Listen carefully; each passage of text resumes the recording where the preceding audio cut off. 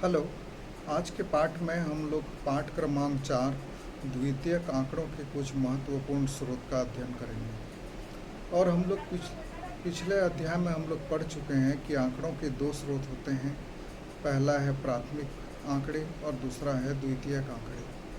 प्राथमिक आंकड़े वो होते हैं जिन्हें अनुसंधानकर्ता द्वारा अपने उद्देश्य के लिए पहली बार एकत्रित किया जाता है, और पहली बार एकत्रित होने के बाद इस पर अनुसंधान होता है और ये प्रकाशित किए जाते हैं, कुछ अप्रकाशित भी रहते हैं। और इन्हीं को जब किसी अनुसंधान द्वारा दूसरी बार उपयोग किया जाता है तो ये द्वितीयक आंकड़े कहलाते हैं।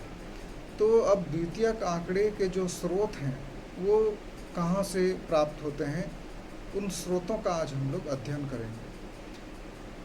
तो जो सबसे महत्वपूर्ण स्रोत है वो है सेंसस ऑफ इंडिया, अर्थात भारत की जनगणना।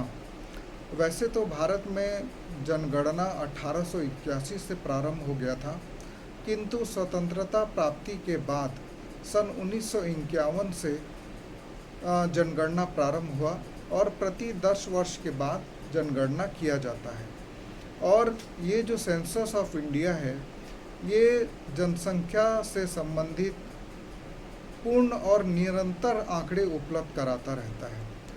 प्रत्येक 10 वर्ष में जनगणना की जाती है और इसके अंतर्गत पूरे भारत के घर घर में जाकर सूचना एकत्रित की जाती है। इसके अंतर्गत जनगणना के विभिन्न पहलुओं के बारे में सूचनाएं एकत्रित की जाती हैं, जैसे आकार, घनत्व, लिंग, अनुपात, साक्षरता, जनसंख्या का ग्रामीण शहरी वितरण आदि। जनसंख्या आंकड़ों का निर्वचन एवं विश्लेषण भारत में अनेक आर्थिक और सामाजिक मुद्दों को समझने के लिए किया जाता है, और ये सबसे एक विश्वसनीय स्रोत द्वितीयक आंकड़ों के रूप में माना जाता है। जो दूसरा है वो है राष्ट्रीय प्रतिदर्श सर्वेक्षण संगठन। राष्ट्रीय प्रतिदर्श सर्वेक्षण संगठन की स्थापना भारत सरकार द्वारा सामाजिक आर्थिक मुद्दों पर राष्ट्रीय स्तर के सर्वेक्षणों के लिए की गई थी। यह संगठन बारी बारी से निरंतर सर्वेक्षण करता रहता है। इस संगठन के सर्वेक्षणों द्वारा संग्रह किए गए आंकड़े समय समय पर विभिन्न रिपोर्ट और मुख्य रूप से इसकी जो त्रैमासिक पत्रिका है, सर्वेक्षण नाम है उसका, उसमें प्रकाशित किए जाते हैं। ये जो आंकड़े हैं ये मूल रूप से सामाजिक और आर्थिक मुद्दों पर आधारित होते हैं।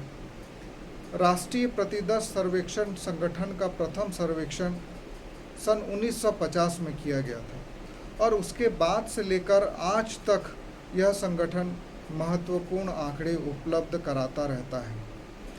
यह संगठन साक्षरता, विद्यालयी नामांकन, शैक्षिक सेवाओं का उपयोग, रोजगार, बेरोजगारी, विनिर्माण एवं सेवा क्षेत्रकों में उद्यमों की, रुग्णता की, मातृत्व, शिशु देखभाल और सार्वजनिक वितरण प्रणाली के उपयोग पर भी महत्वपूर्ण सूचना उपलब्ध कराता है।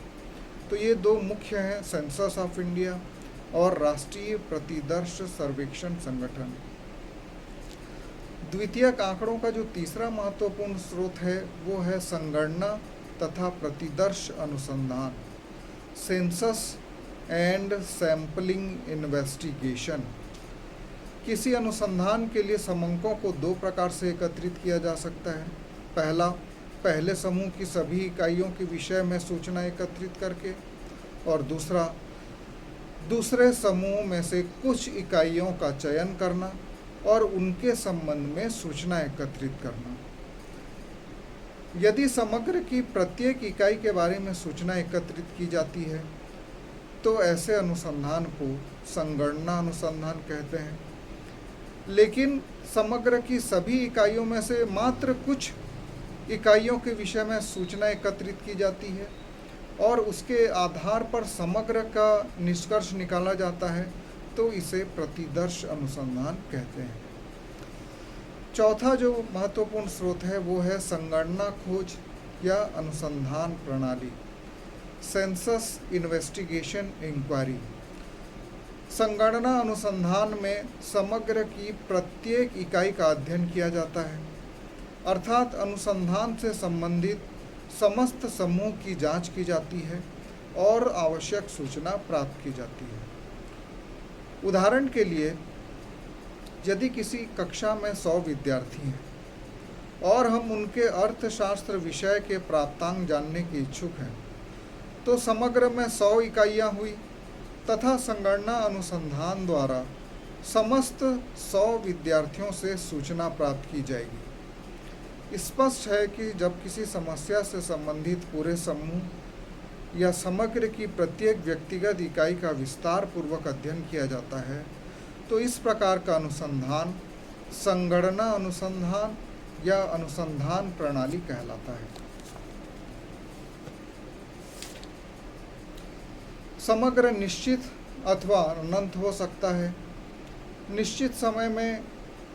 निश्चित समग्र में इकाइयों की संख्या निश्चित होती है, जैसे कि दफ्तर में कार्य करने वाले कर्मचारियों की संख्या, और अनंत समग्र में इकाइयों की संख्या अनंत होती है, जैसे कि प्रधानमंत्री के भाषण को सुन रहे लोगों की संख्या। ये अनंत हो सकती है, हमको नहीं पता चल सकता कि कितने लोग सुन रहे हैं। तो आइए अब देखते हैं संगणना पद्धति के क्या क्या गुण होते हैं।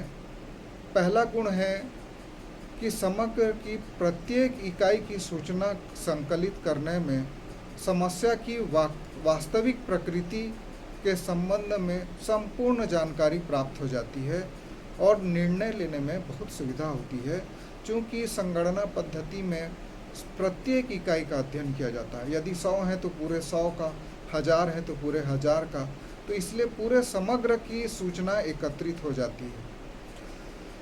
दूसरा जो इसका गुण है कि इस रीति में अधिक शुद्ध और विश्वसनीय आंकड़े प्राप्त हो जाते हैं, क्योंकि हम प्रतिदर्श जब करते हैं तो कुछ आंकड़ों का जानकारी लेते हैं और उसके आधार पर पूरे समग्र का निष्कर्ष निकालते हैं। चूँकि इसमें सभी का आंकड़े मिल जाते हैं, इसलिए विश्वसनीय होते हैं, शुद्ध होते हैं। तीसरा, जब इकाइयों में भिन्नता है तो संगणना रीति का ही उपयोग किया जाता है, प्रतिदर्श विधि का उपयोग नहीं किया जा सकता। जैसे कि इसमें कुछ गुण हैं तो कुछ दोष भी हैं। तो संगणना पद्धति के जो प्रमुख दोष हैं वो इस प्रकार हैं।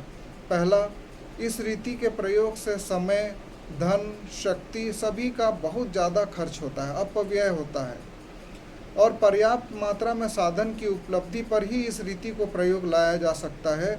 और अधिकतर जो सरकार है वो इस रीति का प्रयोग करती है, या जो सरकारी संस्थान हैं वो इस रीति का प्रयोग करते हैं। दूसरा, इस रीति का प्रयोग केवल सीमित क्षेत्र में किया जा सकता है। अत्यंत विस्तृत और असीमित क्षेत्र में इसको प्रयोग में लाना बहुत कठिन होता है। इस रीति को अपनाने में बड़ी संख्या में खोजकर्ताओं की सेवाएं आवश्यक होती हैं, क्योंकि इलाका बहुत बड़ा होता है, खोज का जो क्षेत्र है वो विस्तृत होता है, इसलिए बहुत ज़्यादा खोजकर्ताओं की आवश्यकता होती है।